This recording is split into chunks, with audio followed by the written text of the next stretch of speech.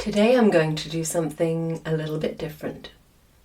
It's coming up to Christmas, and rather than tips or frameworks or next steps, I wanted to offer you something more reflective, something creative and a little bit fun, and something close to my heart. I'm offering you a regenerative take on one of my favourite Christmas stories, Charles Dickens' A Christmas Carol. If you know the story, then you'll recognise the shape of it, and if not, don't worry, just sit back, listen and enjoy. So, are you sitting comfortably? Then we'll begin.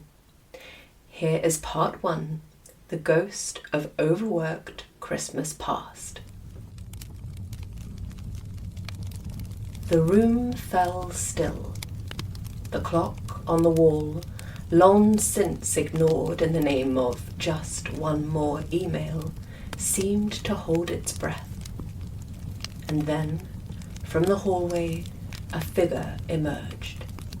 Thin, pale, wrapped in profit targets and monthly quotas that clanged together like iron. "I am the ghost of overworked Christmas past," it whispered. Its voice carried the stale smell of forgotten lunch breaks and midnight laptop glare. Before Ebenezer could reply, the world shifted. Suddenly they were standing in an air-conditioned office, Ebenezer's old office, where LED lights glared mercilessly long after the cleaners had gone home. And there was Ebenezer, younger but already tired, hunched over a desk strewn with plans and projections, shouldering the impossible responsibility of proving worth through output. "Observe," the ghost said. Ebenezer watched as the minutes of Christmas Eve bled away, and still they worked, alone, away from family, because the quarter was closing and the minimums must be met. "You believed this was ambition," the ghost murmured, "but it was fear in festive dress." All around, the scene flickered with other memories, December after December, each marked by the same pattern. The deadline that could not be missed, the New Year launch that demanded attention, the daily depletion disguised as dedication.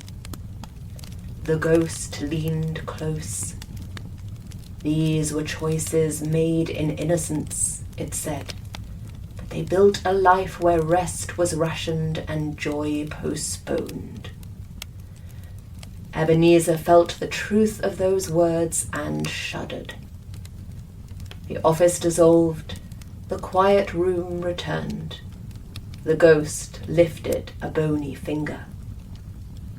"There is nothing to correct here," it said softly, "only something to understand." Chains scraped across the floor, then fell silent. Ebenezer was alone once more, but not, perhaps, quite the same as before. That story didn't come from nowhere. It was shaped by 2 real and poignant client stories that I have heard quite recently, both about Christmases that should have been restful, connective, joyful, and weren't. One client told me about a Christmas Eve spent upstairs, alone, working against a deadline. Her husband and young son were downstairs, wrapping presents, watching films, laughing together, and she stayed at her laptop because a project needed to be finished.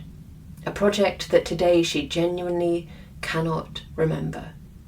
But the feeling of missing that evening, that has certainly stayed with her.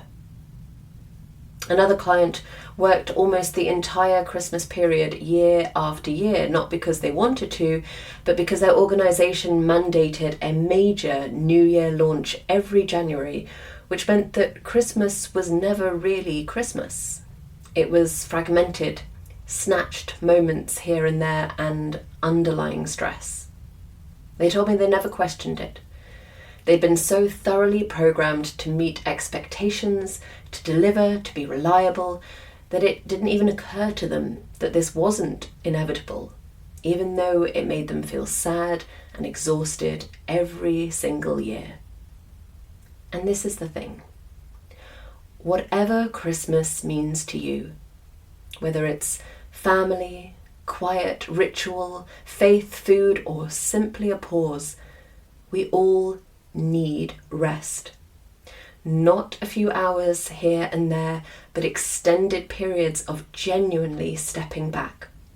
Time where work simply stops, where the nervous system can settle, where relationships come back into focus, and where celebration has space to exist. This is where meaningful work comes in, because meaningful work by definition must make room for life. It must be compatible with rest, with family, with humanity. And that is what we explore deeply inside of the Meaningful Business Incubator. Not just what you build, but how it allows you to live. But that's not what this episode is about. It is about simply noticing. So my invitation to you as this episode closes is a simple one. This holiday season, really step back. Question what is genuinely necessary. Notice what feels automatic but no longer feels right. Ask yourself, what will matter more to you when you look back? Not next quarter, but years on from now. And if you can, be brave enough to switch off properly. In the next episode, we'll meet the ghost of burnt out Christmas present. That will be available on Christmas Eve. And then the final episode, the ghost of meaningful Christmas future, will be with you on New Year's Eve. I wish you a joyful, restful and connected holiday season. But for now, simply rest. And I'll see you next week. If this episode of From Corporate to Calling was helpful or inspiring, follow the show so you don't miss an episode. And if you know someone who's questioning their career, send them this podcast. Lifelines are meant to be shared. Remember, you don't have to tolerate burnout or misalignment. You can redirect your skills into meaningful work that brings back life to you and to the world around you.